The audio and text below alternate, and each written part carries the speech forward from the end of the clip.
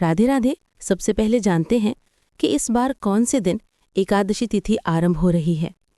तो देखिए, कार्तिक मास के शुक्ल पक्ष की देवोत्थान एकादशी तिथि इस बार आ रही है 1 नवंबर 2025 शनिवार के दिन। लेकिन हम इस एकादशी व्रत का पालन करेंगे 2 नवंबर 2025 रविवार के दिन। और ऐसा क्यों है, तो उसके पीछे का रहस्य क्या है, वो मैं आपको इस वीडियो में आगे बताऊंगा। लेकिन सबसे पहले हम जानते हैं कि इस बार देवोत्थान एकादशी व्रत के दिन यानी कि 2 नवंबर 2025 के दिन शुभ मुहूर्त कौन से हैं और अगले दिन व्रत का पालन करने का समय क्या रहेगा। इस बार देवोत्थान एकादशी का पालन हम कर रहे हैं 2 नवंबर 2025 रविवार के दिन। ये कार्तिक मास के शुक्ल पक्ष में आने वाली अत्यंत महत्वपूर्ण एकादशी है। इस एकादशी का पालन करने का समय रहेगा अगले दिन यानी 3 नवंबर 2025 सुबह 6:43 से लेकर 10:21 के बीच में। इस बार एकादशी तिथि का आरंभ हो रहा है 1 नवंबर 2025 सुबह 11:11 पर और एकादशी तिथि पूर्ण होगी 2 नवंबर 2025 सुबह 7:31 पर।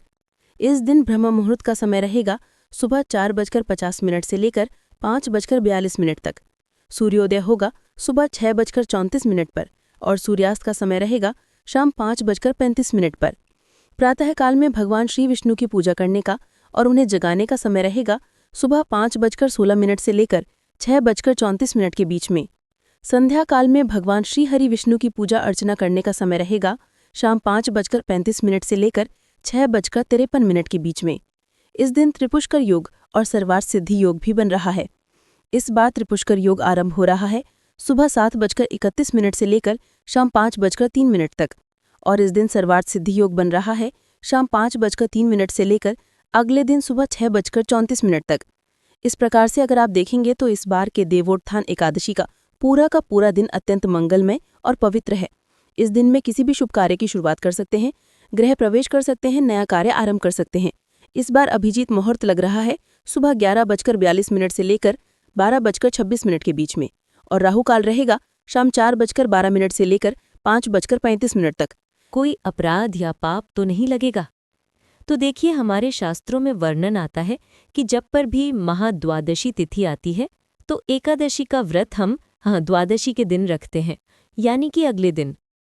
तो ऐसे में एकादशी के दिन आपको वही सारे नियमों का पालन करना है जो आप दशमी के दिन करते थे। यानी कि एकादशी वाले दिन आप ले सकते हैं चावल, दाल, गेहूं इत्यादि से बना हुआ भोजन ले सकते हैं, लेकिन प्रयास करें कि एकादशी वाले दिन संध्या के बाद कोई भारी अन्नयुक्त भोजन न लें।